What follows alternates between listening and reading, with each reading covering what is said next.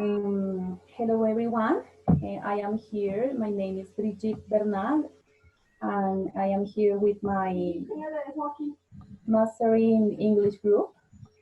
We are going to talk about the behavior of international trade based on the theories.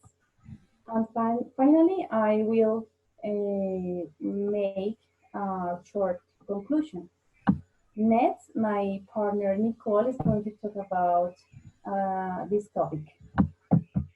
Good day. Thank you, Bridget. Yes, as you said, I will talk about the competitive advantage from David Ricardo and the Leontief paradox.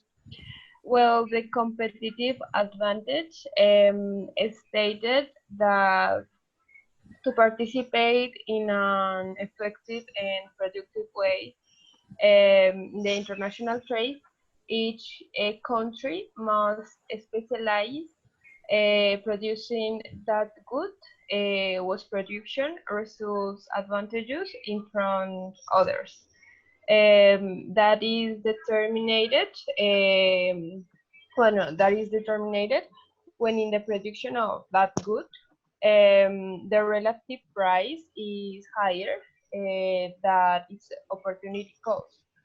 In case that into goods the relative price of each good is equal, that country must not specialize in any. On the other hand, the Leontief paradox it talks about an inconsistency between what Heckscher's and Olin established and the exports of the biggest economy in the world, which is United States.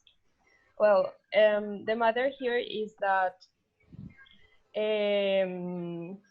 Leontief sees that the exports of the United States um, are based on uh,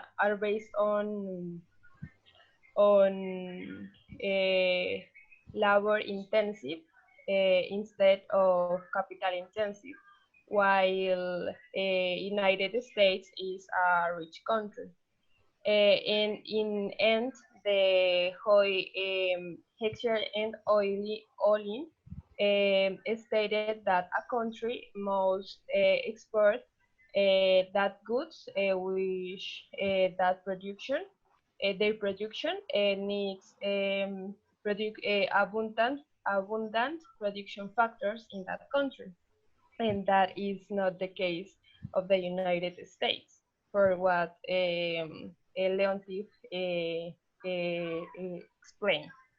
That situation we could see also in Spain, where the main sector is the tourist, and that sector needs a lot of labor intensive, and that a country shows high levels of unemployment. And at the same time, here in Colombia, we could see something similar. What we export the most is the oil, which needs labor intensive, and here we have high levels of unemployment. So about that is what the Leontief paradox talks. Thank you. Uh, Hi everyone, my name is Javier Martinez and continue with this presentation about international trade. I want to talk about mercantilism theory, absolute advantage and comparative advantage theory. So in the first hand, I want to talk about mercantilism. It means that is theory emergent in England. As well, these precepts that have to do with the need to generate more exports than imports. That means that greater exports will generate greater wealth, therefore greater power in a nation. So a country or a nation export more than import. That's the main theory of mercantilism. Also, in absolute advantage is when a territory can manufacture a product with a lower real cost that its competitors. So it has an advantage, um, like for another country. So over its production from another country. Talking about comparative advantage, it means that implies that although a country has a higher relative cost in all the goods that it produces, so they will specialize in the production of goods in which it has a lower relative cost. So that's the meaning of three theories that I explained today. So Miriam will continue with this presentation. Thank you. Good afternoon to all present. My name is Miriam. I'm going to talk first about the Heckscher-Ohlin theory, which is called factor proportions theory. This theory contains four important factors. We have the factor endowment, factor price equalization, distribution income, and the last one is factor growth. The trade theory holds that countries produce and export those goods that require resources that are abundant and import those goods that require resources that are in short supply. We have one example that is Australia, which is a country with a lot of land and a small population. So summarizing, we know that this theory focuses on the two most important factors of production that are labor and capital. Now explaining the second theory of Raymond Vernon, which is called the product life cycle theory. This theory suggests that early in a product life cycle, all the parts and labor associated with that product come from the area where it was invented. This theory was first introduced in the 1950s to explain the expected life cycle of a traditional product from design to obsolescence. A period divided into the phases of product introduction, product growth, maturity, and decline. The length of a stage changes from different products. One stage may last some weeks, while other even last decades. So now is going to speak my partner, Bridget. Thank you. Okay, thank you, Miriam. Okay, I am going to talk about the country similarity theory exposed by Stefan Linder in 1961. And the idea is that, in the idea of this theory is that countries with similar qualities are most likely to trade with each other. I mean, two countries with similar and identical preference factors endowments probably will sell and buy their own products because it's easier, it's more comfortable, and it's better. The qualities may include level development, saving rates, natural resources, salary, and standard of living.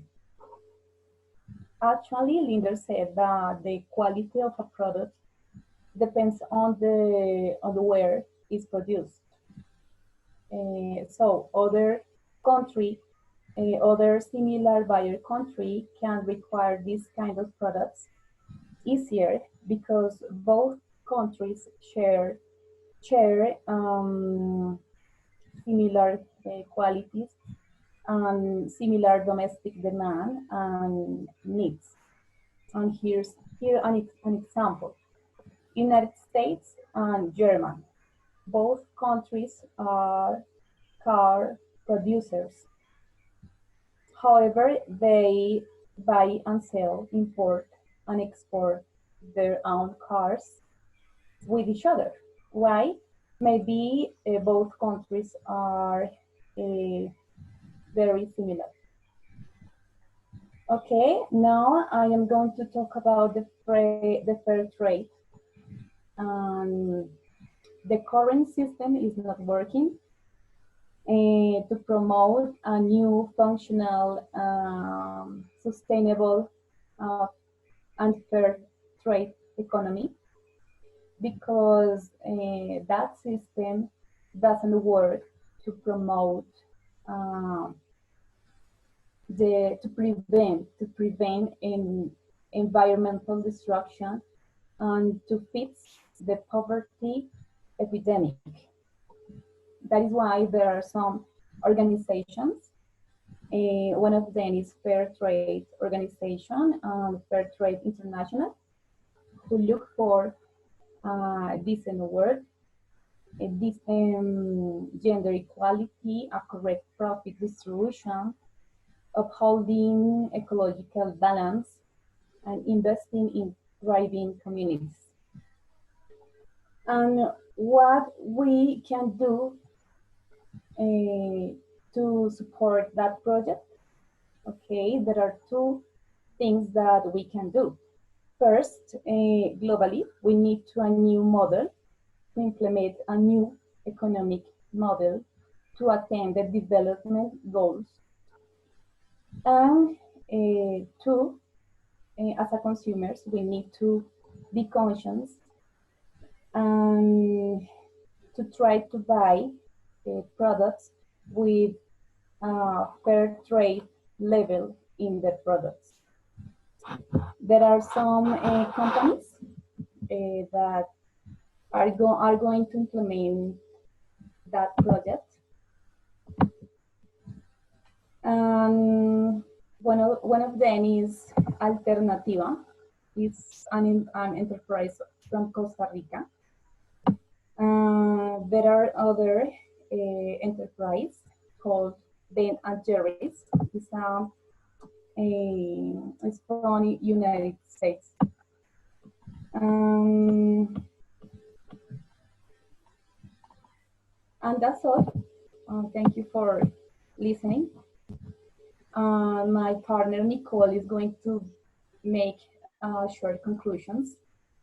Thank you, Bridget. Yes, well, finally, as conclusion, we could say that although each theory try to pretend to be a complete truth, try to predict the behavior of the international trade.